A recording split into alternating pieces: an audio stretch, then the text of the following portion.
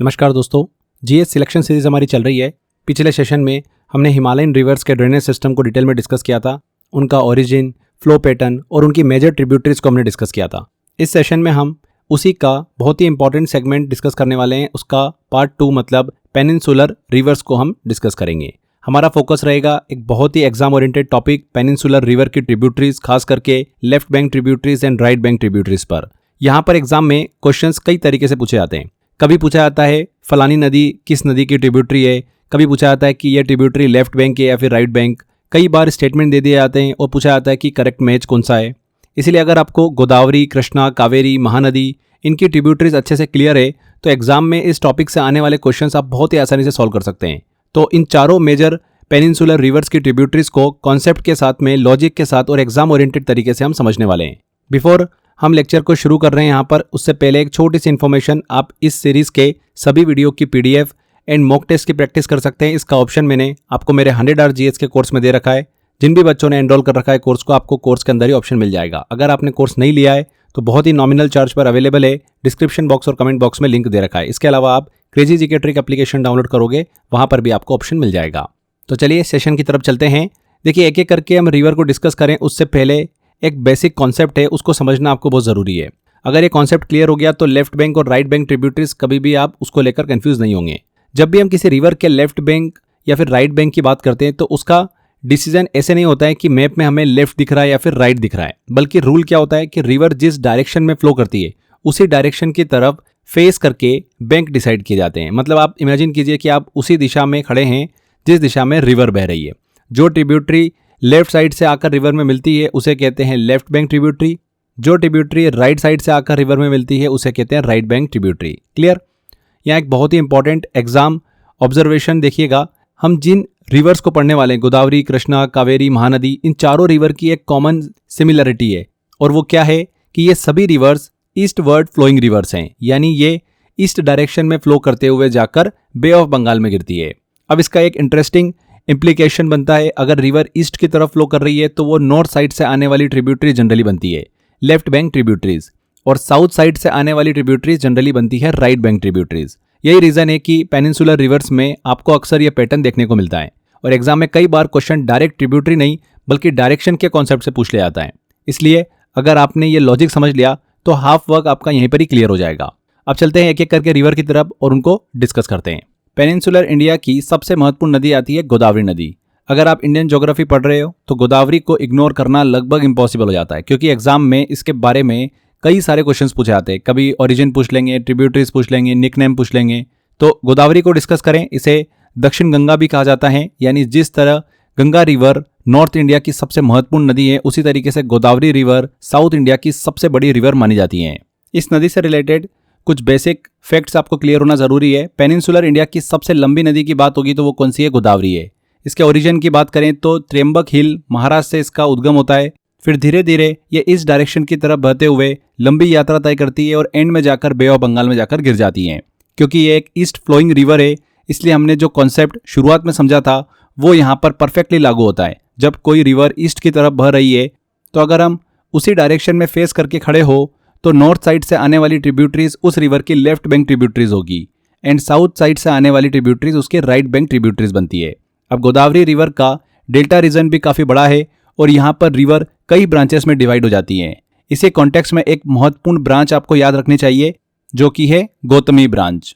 ये ब्रांच जाकर यानम के पास समुद्र में मिलती है। यानम एक्चुअली पुडुचेरी का एक रीजन है। कई बार एग्जाम में डायरेक्टली पूछा जाता है कि यानम किस रिवर के डेल्टा रीजन से जुड़ा हुआ है, तो उसका आंसर क्या होगा? गोदावरी रिवर। अब अगर हम गोदावरी की ट्रिब्यूटरीज को समझें तो सबसे पहले लेफ्ट बैंक ट्रिब्यूटरीज देखनी होगी। जैसा कि हमने कॉन्सेप्ट समझा था कि रिवर ईस्ट की तरफ फ्लो कर रही है, इसलिए नॉर्थ साइड से आने वाली ट्रिब्यूटरीज यहाँ की लेफ्ट बैंक ट्रिब्यूटरीज बनती है।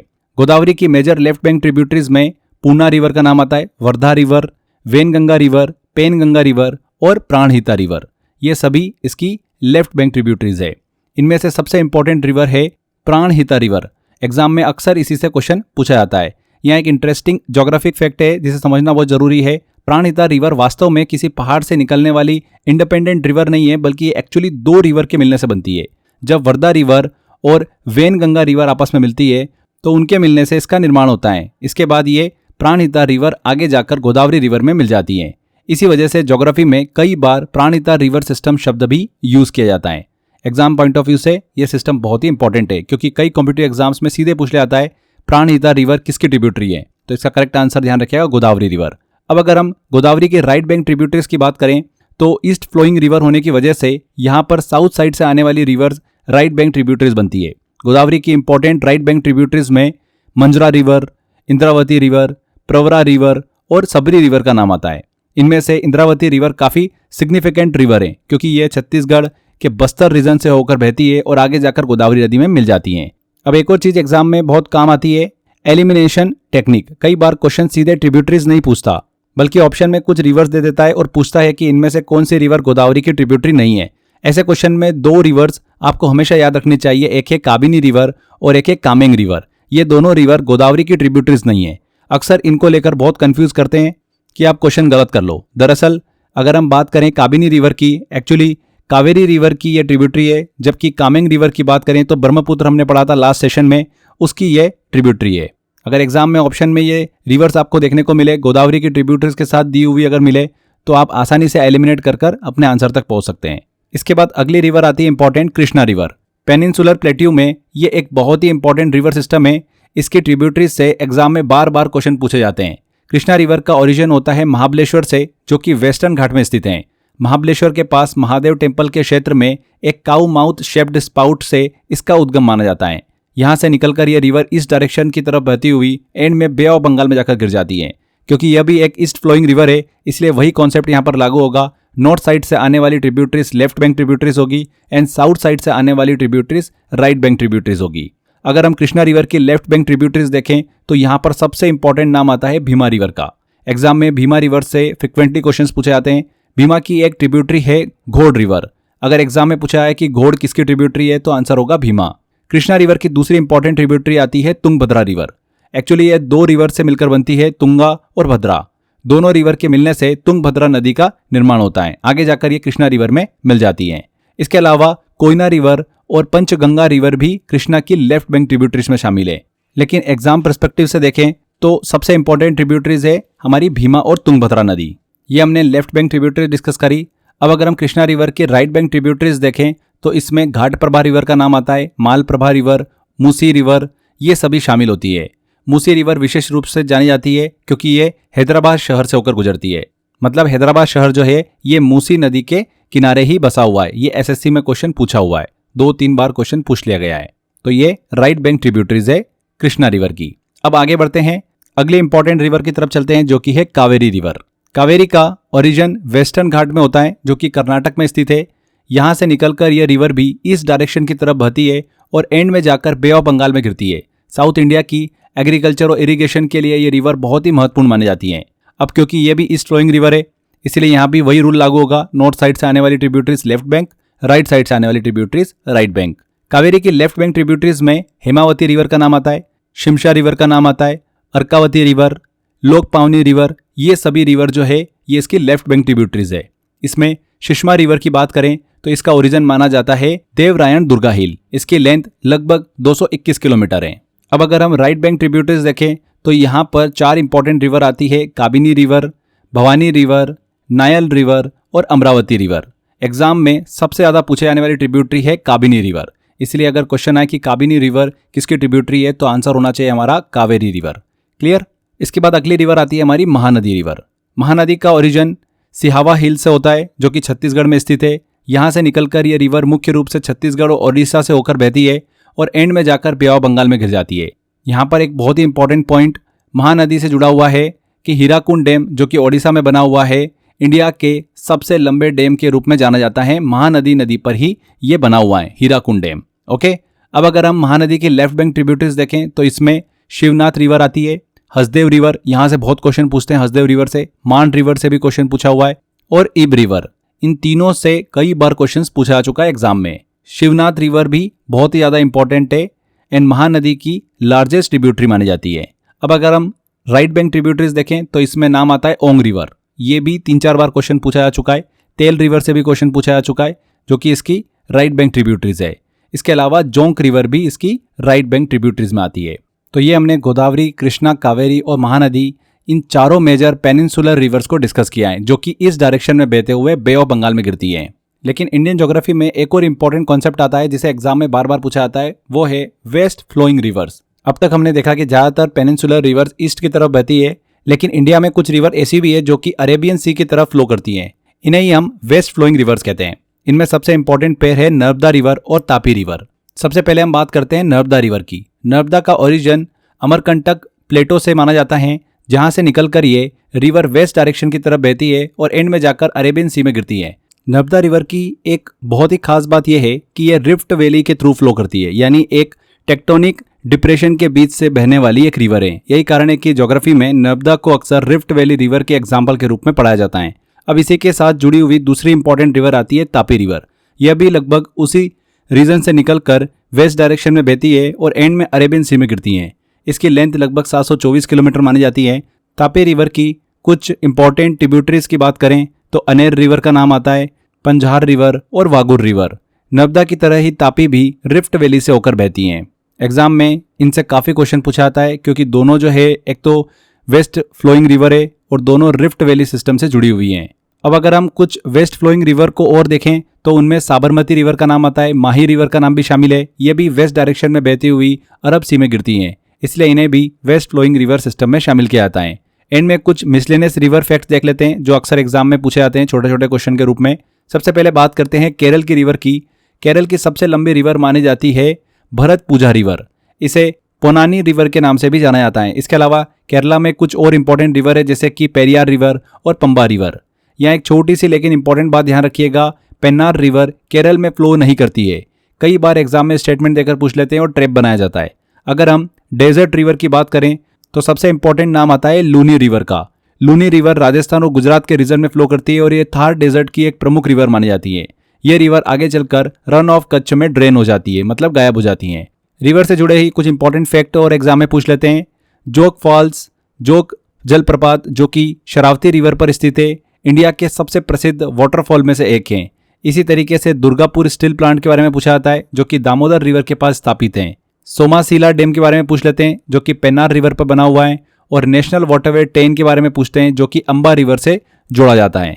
तो ये कुछ इंपॉर्टेंट फैक्ट थे, इनको भी क्लियर रखिएगा। यहाँ पर पेनिनसुलर रिवर को हमने 3 भाग में डिस्कस किया है। पहला ईस्ट फ्लोइंग रिवर के सिस्टम के रूप में, दूसरा वेस्ट फ्लोइंग रिवर सिस्टम के रूप में, एंड नर्मदा और तापी को हमने अलग से कवर किया। यहाँ पर ये टॉपिक कंप्लीट होता है बहुत अच्छे से। जितनी इन्फॉर्मेशन मैंने दी आपको, क्वेश्चन इन्हीं में से पूछा जाता है, इसके बाहर कुछ नहीं आता है। अगर इतनी इन्फॉर्मेशन, सटीक इन्फॉर्मेशन आप पढ़ लेते हो इस टॉपिक से, चाह के भी आप क्वेश्चन गलत नहीं कर पाओगे। अब चलते हैं फ्रेंड्स टेस्ट की तरफ में और वो क्वेश्चन सॉल्व करते हैं जो पिछले 3-4 सालों में इस टॉपिक से अलग अलग एग्जामों में पूछे गए हैं। चलिए टेस्ट शुरू करते हैं। 25 के आसपास हम क्वेश्चन सॉल्व करेंगे। ये वो क्वेश्चन है जो बार बार रिपीट होते हैं। अगर आप ये 25 क्वेश्चन को 3-4 बार सॉल्व कर लेते हो ना तो क्वेश्चन गलत हो ही नहीं सकता आपका। पहला क्वेश्चन है, तुंगभद्रा किस नदी की सहायक नदी है, ट्रिब्यूटरी है? तो तुंगभद्रा रिवर मैंने आपको बताया था तुंगा और भद्रा रिवर के संगम से बनती है और आगे जाकर कृष्णा रिवर में जाकर मिल जाती है। अभी लेटेस्ट एनटीपीसी 2025 ग्रेजुएट में पूछा हुआ क्वेश्चन है। अगला क्वेश्चन है, निम्नलिखित में से कौन सी नदी गोदावरी की सहायक नदी नहीं है? गोदावरी की सहायक नदी ट्रिब्यूटरी नहीं है। तो काबिनी रिवर देखिए, मैंने आपको बताया था कि कावेरी नदी की सहायक नदी है, जबकि पूर्णा, मंजरा, प्रवरा ये जो है ये गोदावरी नदी की ट्रिब्यूटरीज है। अक्सर काबिनी को लेकर एग्जामिनर आपको फंसाने की कोशिश करता है। नेक्स्ट है, निम्नलिखित में से कौन सी नदी प्रायद्वीपीय नदी है और पूर्व की ओर बहती है, ईस्ट की तरफ बहती है? तो महानदी एक मेजर पेनिनसुलर रिवर है जो कि छत्तीसगढ़ से निकलकर इस डायरेक्शन में बे ऑफ बंगाल में गिरती है। बाकी साबरमती, नर्मदा, ताप्ती ये सभी रिवर वेस्ट फ्लोइंग रिवर है। नेक्स्ट आता है, निम्नलिखित में से कौन सी नदी राष्ट्रीय जलमार्ग 10 से संबंधित है? तो मैंने आपको बताया था लास्ट में इंपॉर्टेंट पॉइंट में, Amba river. National waterway 10 Maharashtra के अंबा रिवर पर विकसित किया गया जलमार्ग है। नेक्स्ट है, पश्चिम बंगाल का दुर्गापुर इस्पात संयंत्र किस नदी के तट पर स्थित है? तो दुर्गापुर स्टील प्लांट पश्चिम बंगाल में दामोदर रिवर के तट पर स्थित है और दामोदर को सोरो ऑफ बंगाल भी कहा जाता है। ये भी आप क्लियर रखिएगा। C answer. निम्नलिखित में से कौन सा नदी समूह प्रायद्वीपीय जल निकासी तंत्र का भाग है, पेनिनसुलर ड्रेनेज सिस्टम का भाग है? तो महानदी और गोदावरी। गोदावरी नदी की वह शाखा कौन सी है जो पुदुचेरी के यानम क्षेत्र से बहते हुए बंगाल की खाड़ी में मिलती है? बहुत ही इंपॉर्टेंट क्वेश्चन है। गोदावरी के डेल्टा क्षेत्र में गौतमी ब्रांच यानम मतलब पुडुचेरी से होकर बे ऑफ बंगाल में गिरती है। ये क्वेश्चन एसएससी का पूछा हुआ क्वेश्चन है, एसएससी सीजीएल में, और 2-3 बार क्वेश्चन ये पूछा जा चुका है। अनेर, पांजरा और वागुर किस नदी की सहायक नदियां हैं? तो ये है तापी रिवर की सहायक नदियां। नर्मदा नदी का उद्गम कहाँ से होता है? नर्मदा नदी का उद्गम होता है अमरकंटक पर्वतमाला से। महाबलेश्वर के महादेव मंदिर में गाय की प्रतिमा के मुख से निकलने वाली जलधारा किस नदी का स्रोत मानी जाती है? तो ये मानी जाती है कृष्णा नदी का सोर्स। अगला है वर्धा नदी निम्नलिखित में से किस नदी की सहायक नदी है? तो वर्धा रिवर आगे चलकर वेनगंगा रिवर से मिलती है और दोनों मिलकर प्राणहिता रिवर बनाती है, जो अंत में गोदावरी रिवर से मिलती है। तो यहाँ पर ए आंसर गोदावरी नदी की सहायक नदी है। निम्नलिखित में से कौन सी नदी पूर्व की ओर बहती है? ईस्ट फ्लोइंग रिवर है, तो वो कौन सी है? गोदावरी नदी। बाकी आप देखोगे Mahi river, Narmada river, Tapti river, ये वेस्ट फ्लोइंग रिवर है जो कि अरब सी में गिरती है। गोदावरी नदी जो है बे ऑफ बंगाल में गिरती है। अगला है निम्नलिखित में से कौन सी नदियां पश्चिम की ओर बहती हैं? वेस्ट फ्लोइंग रिवर है। कौन सी है? गोदावरी महानदी है क्या? गोदावरी महानदी ईस्ट की ओर बहती है। कृष्णा और कावेरी भी ईस्ट की ओर बहती है। माही और साबरमती, बिल्कुल करेक्ट, सी आंसर। केरल की सबसे लंबी नदी भरतपुझा का दूसरा नाम क्या है? तो भरतपुझा का दूसरा नाम है पोन्नानी नदी, बी आंसर।